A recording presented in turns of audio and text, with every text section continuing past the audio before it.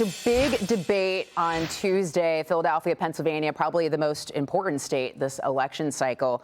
Mollie, how much do you think this debate will shape the election? I think it's an important one. This is President Trump's second presidential debate and Kamala Harris's first. And Kamala Harris is running a very different campaign. She's intentionally laying low, almost hiding from the American people and the press, not answering questions, having anonymous surrogates come out. So this might be one of the only times that you will see her on the record talking about her policy views. A lot of people say she's a formidable debater, and she should be. She's a former prosecutor. That is her main skill set. But she has struggled in previous debates. In 2020, she didn't perform well on the stage against anyone from Tulsi Gabbard to Elizabeth Warren, and she also didn't, do as well as people expected against Mike Pence in 2020. Well, and she, runs a risk of maybe coming off too aggressive as well. Well, let's take a listen to what Donald Trump says about how the media will cover the debate. If I destroy her in the debate, they'll say, Trump suffered a humiliating defeat tonight. No matter what. Griff, do you think this foreshadowing will be true? Listen, I mean, to pick up on Mollie's point a little bit, I think you also have to realize that Harris has never been on a debate stage this big in her life. This is President Trump's 7th time. 3 times against Hillary, twice against Biden during COVID, and then recently against Biden. No candidate in history has ever been in that so many times. And so while you're seeing Harris sort of downplaying expectations in hopes of, well, do no harm, have a few good lines, he may be right that the media is like, see, there was a zinger. She got him. But I think on the other hand, if you're Harris, you're doing this debate prep for days holed up in Pittsburgh because you know that ultimately you're playing in the Super Bowl for the first time, and you've got more than anything to lose, particularly if there's only one night. We're going to see this before the election, 59 days.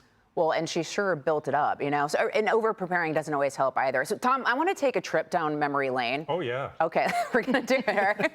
It's very enthusiastic. I appreciate that. All right, so let's take a listen to the Donald Trump and Hillary Clinton debate in 2016.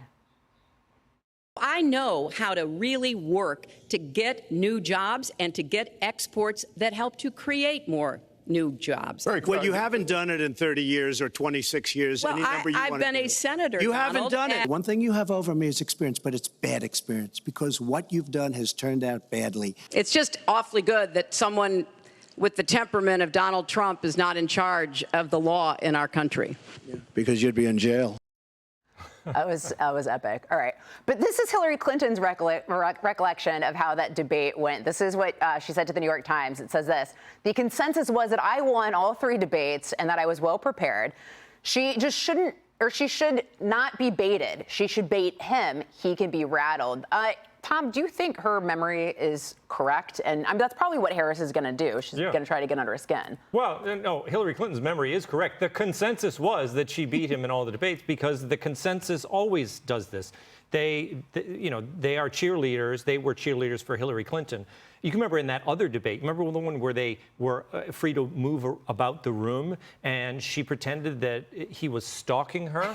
And he wasn't stalking her. If you go back, to this day, you can go back on YouTube and look at that debate, and he wasn't stalking her. She kept walking near him and then claiming that he was being stalked. So the one good thing that's going to happen in this debate is that whole thing they negotiated over with the microphones and having each one give a statement and being unable to be going back and forth, because that does serve Kamala Harris.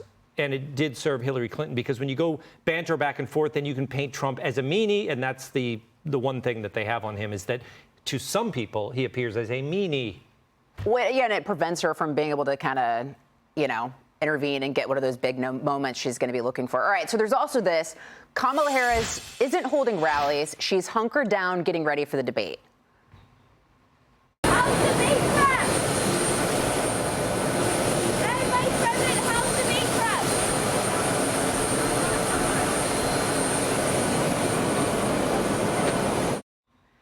Harris will face Trump on the debate stage for the first time, but the New York Times claims there is another opponent for Harris on the stage. President Biden. The op-ed reads in part, quote, Harris will have to face off against President Biden, his record, his shifting public approval rating, and their intertwined legacies. When it comes to the Biden years, Harris is both prosecutor and defendant, reformer and institutionalist, contrast and continuity, and that's harder to sell. You know, Mollie, it is kind of hilarious that Kamala Harris is trying to do this whole forward thing when she's currently the vice president. She is the incumbent vice president in a presidency that's going on right now, and she definitely does not want people to mention it. I'm so glad you mentioned President Biden. By the way, I saw that image of her saluting on her way up the plane. It just needs to be said. She's not the commander-in-chief, and she's a civilian, and that's inappropriate.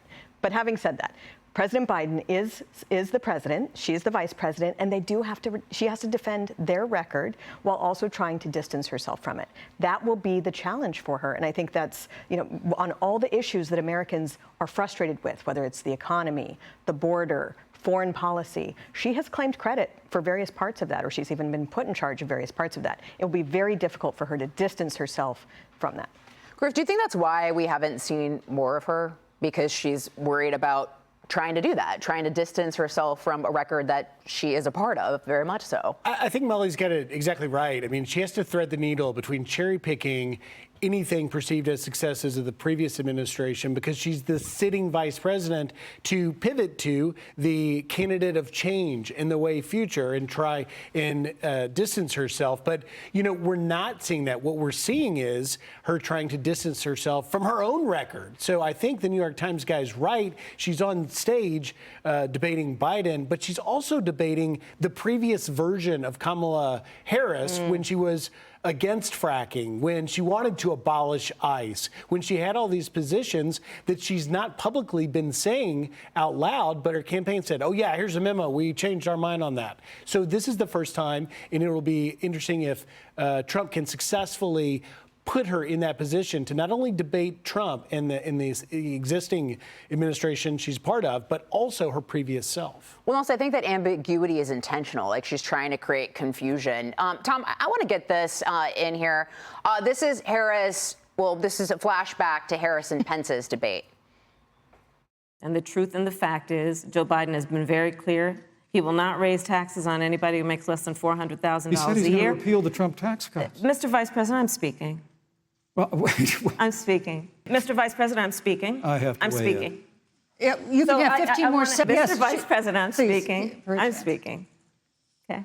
Tom, I remember watching that and finding her so unlikable. Does she run the risk, if she's too aggressive, of, you know, turning off voters and I don't know, being obnoxious? That whole victim thing, it seems to work with people. I can remember when Hillary Clinton was running against Rick Lazio in New York, and he held up an envelope, and they said, "How dare a man hold an envelope to a woman?" You know, it's unbelievable. So they set these parameters, and she would love to play that game. She's not going to be able to play it because of the mic situation. I don't know what their plan is, but she's going to want to keep the focus on Trump. I think we're going to hear a lot of, I'm a prosecutor and he's a felon. That's something that she's going to repeat over and over again.